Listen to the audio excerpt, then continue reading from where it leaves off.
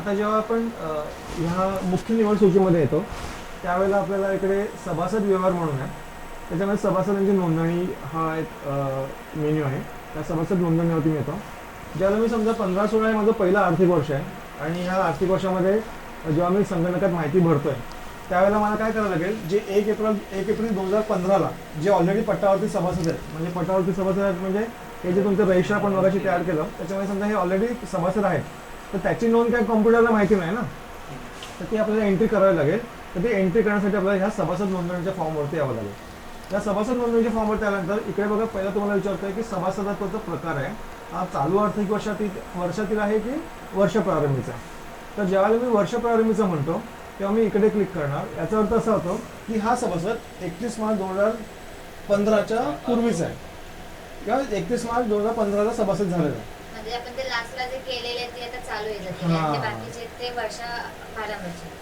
हा, म्हणजे जो शेवटचा जो आपण सभासद नोंदवला तो आजचा नोंदवला आहे, त्यामुळे चालू आर्थिक वर्षातला जातो. आणि जे 1 एप्रिलच्या अगोदरचे आहेत ते सगळे आपले वर्ष प्रारंभीचे सभासद आहेत. म्हणजे इकडे वर्षभराचे सभासद म्हणजे एंट्री.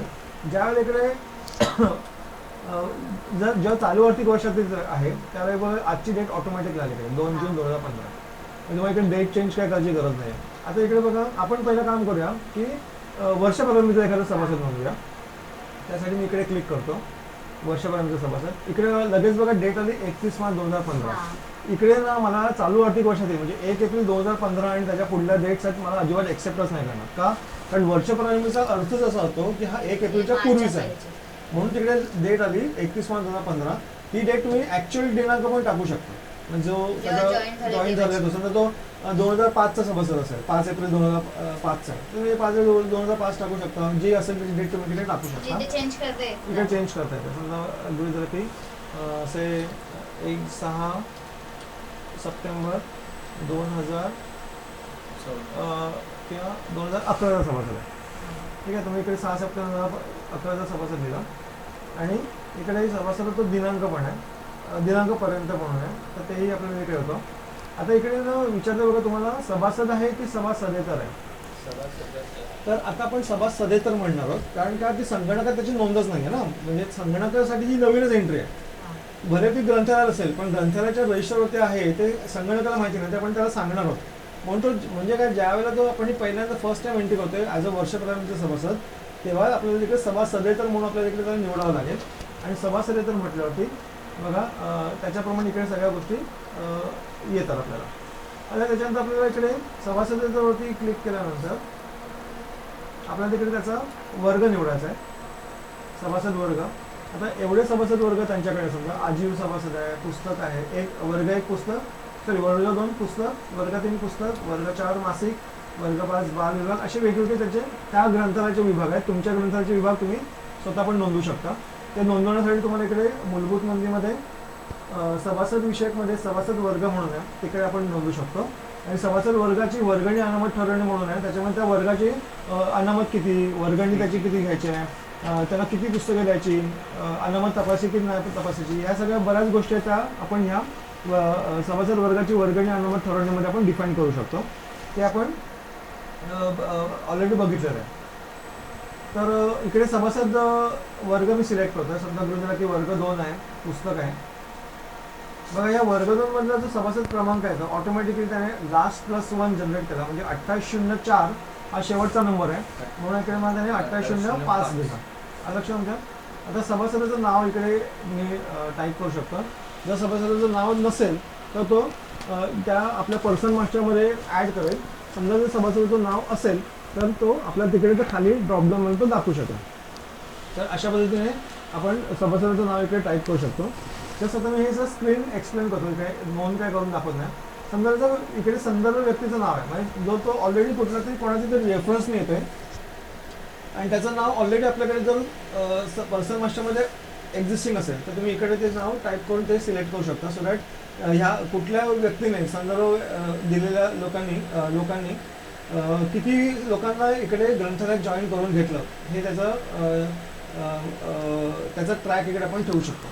इकडे सभासदाचा दिनांक पर्यंत म्हणून पण आहे, म्हणजे समजा त्याने गृहीत धरलं की आपण आगाऊ वर्गणी भरलेली असेल त्याने, तर आपण तिकडे सभासद दिनांक पर्यंत पण तिकडे टाकू शकतो. पण याची वर्षभराची आपण सभासद नोंदणी करतो त्या हे ऑप्शनल आहे. ह्याचा साठी आपण जे वर्गणी महिने भरणं ते ऑटोमॅटिकली सभासद दिनांक तिकडे भरला जाणार होतो. इकडे बघा त्याची वर्गणी आणि अनामत स्थिती म्हणून आहे. जेव्हा तो वर्षभराचा सभासद असतो ना त्याच वेळेला ही तुमचं कॉलम्स ओपन होतात.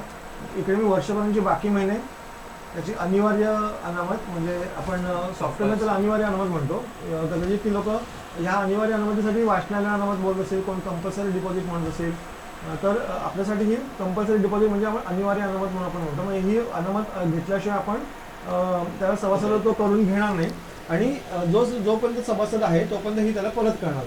हा त्याचा कन्सेप्ट आहे. नंतर इकडे बघा वर्गणी आगाऊ महिन्यात.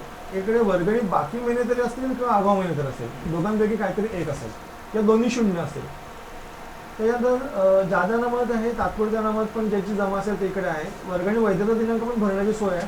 पण जनरली वर्गणी भरलेले महिने म्हटलं की आपण त्या महिन्याचा शेवटचा दिनांक तोच वर्गणी वैधता दिनांक आपण कन्सिडर करतो. म्हणजे समजा त्याने आपण सांगितलं की फेब्रुवारी 2015 पर्यंत त्याने भरलेलं आहे, तर फेब्रुवारी महिन्यामध्ये समजा 28 तारखेचा महिना असेल फेब्रुवारी, तर 28 फेब्रुवारी 2015 पर्यंतची त्याचा वैधता दिनांक असणार आहे असं तिकडे आपण ते ऑटोमॅटिक सॉफ्टवेअर अंडरस्टँड करणार.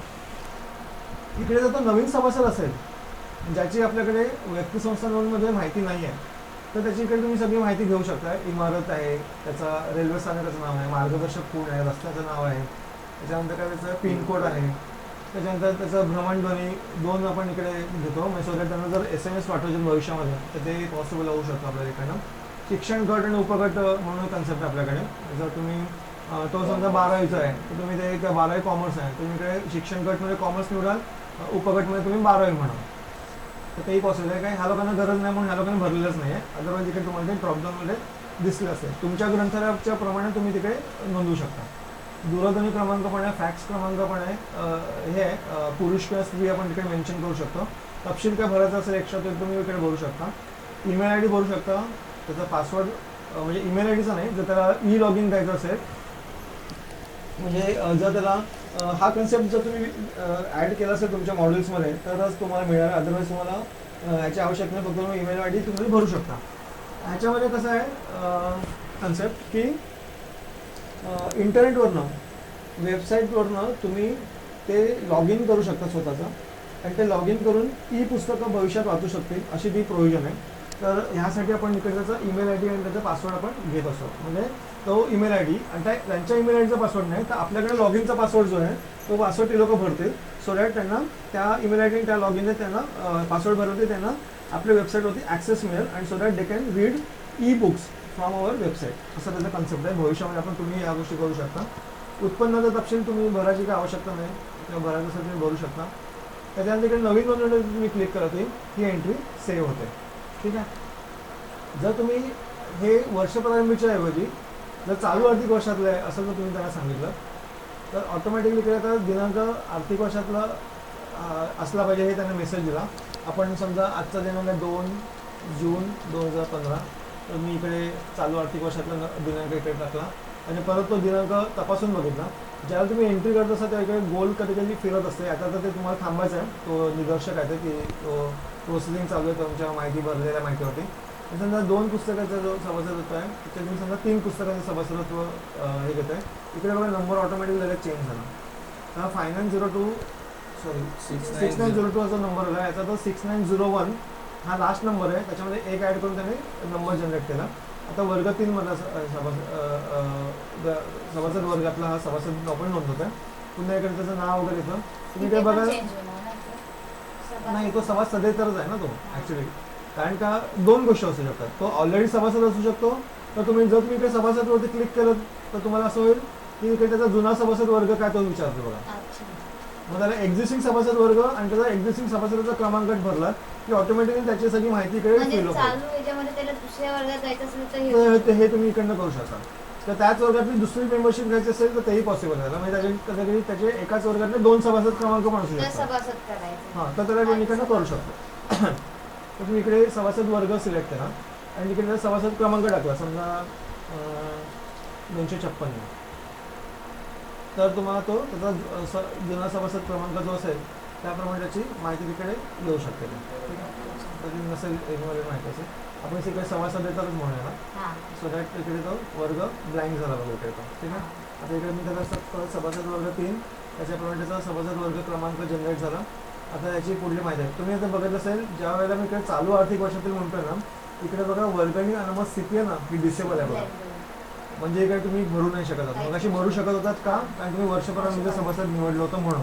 इकडे याचं सगळं स्टेटस 0-0 असणार आहे का, आणि अजूनच सभासदच नाही आहे तर त्या सभासदाचं तुमचं वर्गणीचं स्टेटस प्रारंभीचं काय नसणारच आहे. त्याच्यानंतर तीच माहिती जशी तुम्ही मगाशी भरली तशीच इकडे तुम्हाला माहिती भरायची आहे. आणि तुम्ही इकडे अधिकृत नोंदणीच्या अधिकृतून शुद्धीकरण केल्यावरती तुम्हाला फक्त ती नोंदणी व सभासदाची इकडे नोंद झाली. आता पुढे त्याची वर्गणी आणि अनामत घेण्यासाठी आपल्याला पुढल्या स्क्रीनवरती जायचं आहे.